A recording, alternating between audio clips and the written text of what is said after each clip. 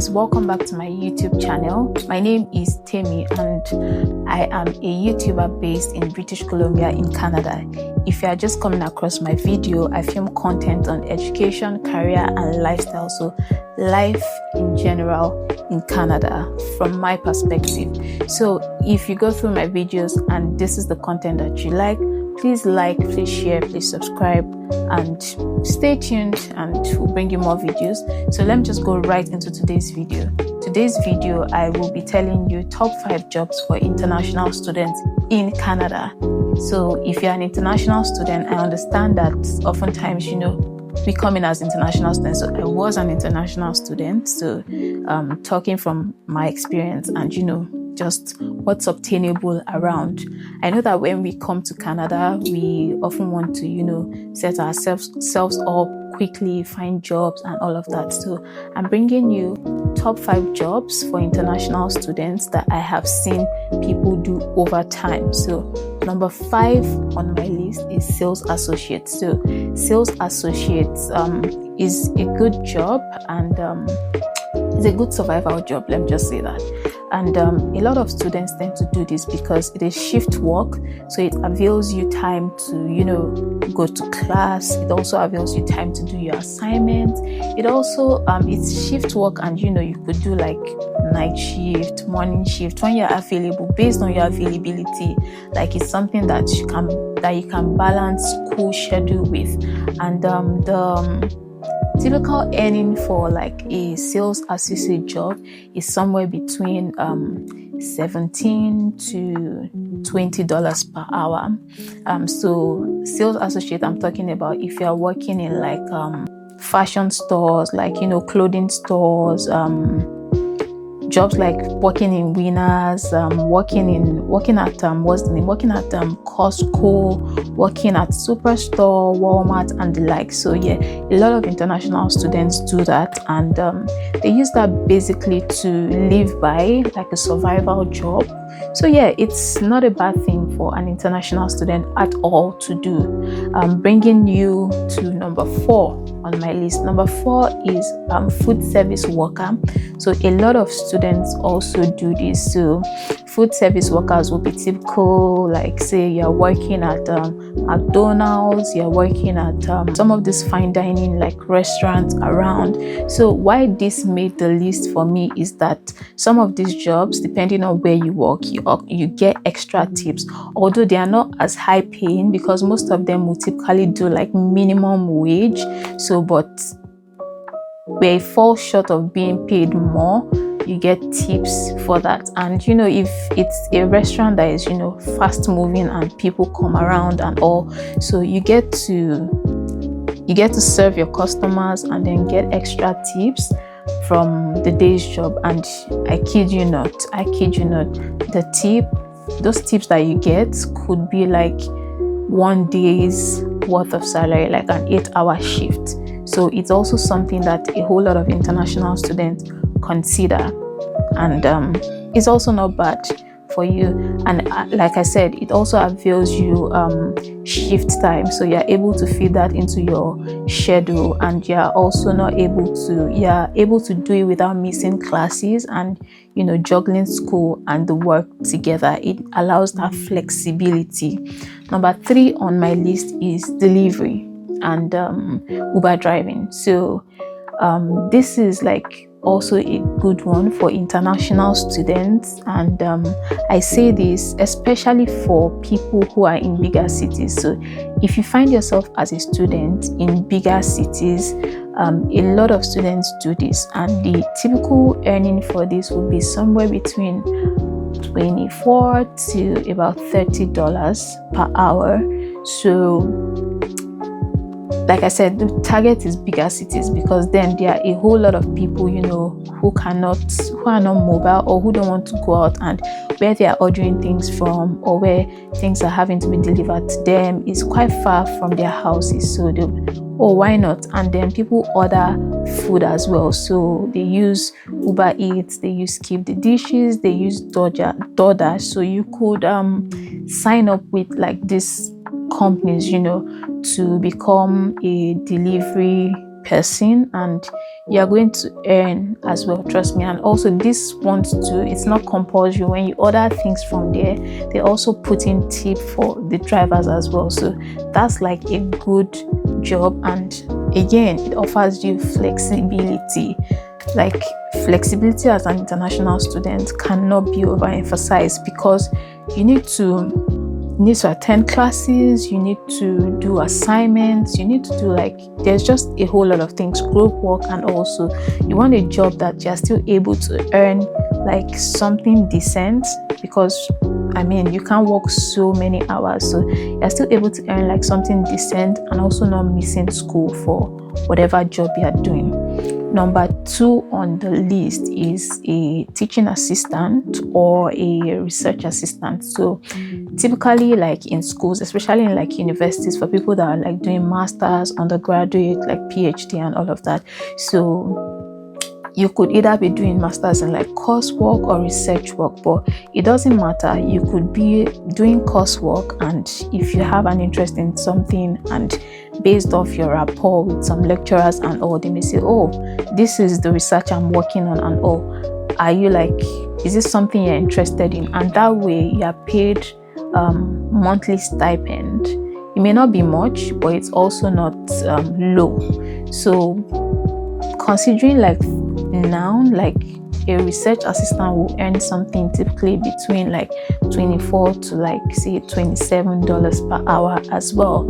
So that is kind of like, it's not bad, because at the end of the day you're working in school, and you're able to also, you know, if you have something spontaneous, like something spontaneous comes up in school, you're able to attend to that thing as well. And to be honest, I feel like you don't have to break a jaw to do this job, because you're researching, you're also assisting your lecturer. So, and in terms of like offering assistance to the lecturer, there's also like a level of responsibility that they give you, so it's minimal compared to, you know, the high standard that they'll set for like an average person that is working. So it's also like a good thing to consider as an international student. You know, when you get to Canada, look into like your university, look into your faculty, look into your department. You understand what interests like each lecturer, you know.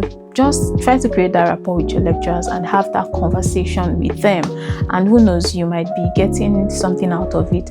And the good thing is that as an international student, if you get a job as a research assistant, which is on campus, that means that you can work unlimited hours. But you can work unlimited hours, right? But some lecturers may like give a cap to it, like, okay, this research work that you're going to do for me will be for maybe 20 hours per week, will be for like 15 hours per week. So you know that the remaining time you can use it to go and work elsewhere, and if it is off campus, you can continue whatever work you're doing. So the number 1 on my list is care jobs. So when I say care jobs, you could be like a living caregiver, you could be like a specialized caregiver, you could be like a personal support worker, you could be like a nanny, right? So just majorly offering like care to individuals. So it could be children, it could be young adults, it could be adults as well, depending on the company and the services that they offer. So this is like high paying, because typically as like a carer, you earn something between $24 per hour to about $30 per hour. And as a student, you agree with me that that is cool money. Because one thing that we all need to be strategic about is, because we have limited hours off campus as students, try as much as possible to go for higher paying jobs, so that you are able to compensate in that the little time that you have, you are earning something substantial, right? Because at the end of the day, it's not like 20 hours is like a lot. 24 hours. It's not like 24 hours is like a lot right now, but you know, it's still like manageable. But just so basically, for like care jobs, baseline for like to get like a care job, you typically require like a first aid certificate or CPR. Then you also require a criminal record check, and you'd also require like food safety course.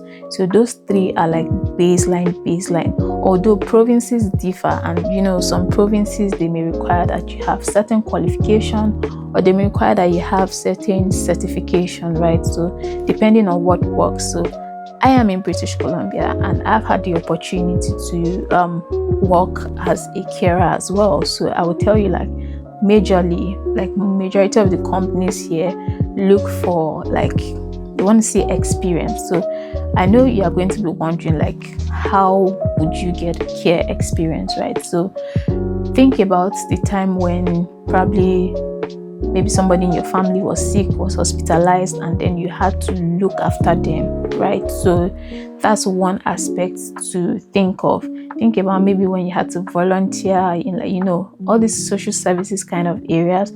Just think about it. Then you get your food safety course. There are different companies that offer like food safety courses, typically between say $50 to about $200. It depends on the company that is taking the course, and your first aid is also typically somewhere around $100 to $150. Then this is an additional like naloxone training.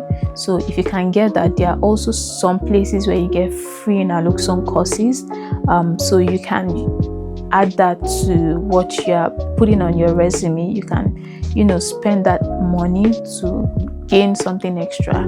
So those are like baseline to have like care jobs here. And like I said, criminal record check is important because you are going to be working with people in like the vulnerable. You're going to be working with like vulnerable people in this society. So they want to ensure that, you know, your background is clear. You are not you're not a threat, or you're not a threat to whoever you're looking after, right? So yeah, they want to ensure that their safety is prioritized. So those things are like compulsory. So that is it for my video. So for top 5 jobs: sales associate, food service worker, an Uber driver, or a delivery person, skip the dishes, DoorDash, whichever one you like, Uber Eats. Number 2, teaching or research assistant, and then number 1 is care jobs. So those are like the top 5 jobs, not like top, those are like 5 jobs majorly that I have seen international students do, and you know, offers them flexibility while still paying something tangible to help lessen the burden of the cost of living on students. So this is like a bonus 1 on like the 5. Learn a skill. Yeah, so whatever skill you have from wherever you're coming from, right, you find out that those are skills that are valuable. So if it is makeup, if it is you know, tying gele, if it is hair making, if it is even like playing an instrument, photography, you know, name it. Like there are lots of things here, and people are always looking for one thing or the other. So if you can learn a skill, that will bring you like good money. Yeah, that will bring you like good money. And guess what? You can get paid in cash for all these things, which means that you're not looking at taxes being deducted from this. So you could just, you know, bring me cash when I'm rendering this service to you, or when we are done, you pay me by cash, not necessarily through Interact. So yeah, that's a bonus tip for anybody watching this video. Try as much as possible, if you can, to learn a skill. So thank you so much for sticking around. If you're just coming across my channel, please subscribe, and if you are a returning subscriber as well, please like, share, and tell your friends if it's something that you like, or if it's something that, if it's a content that you know that your friends would like, please share with them as well. Thank you so much, and I'll see you in my next video.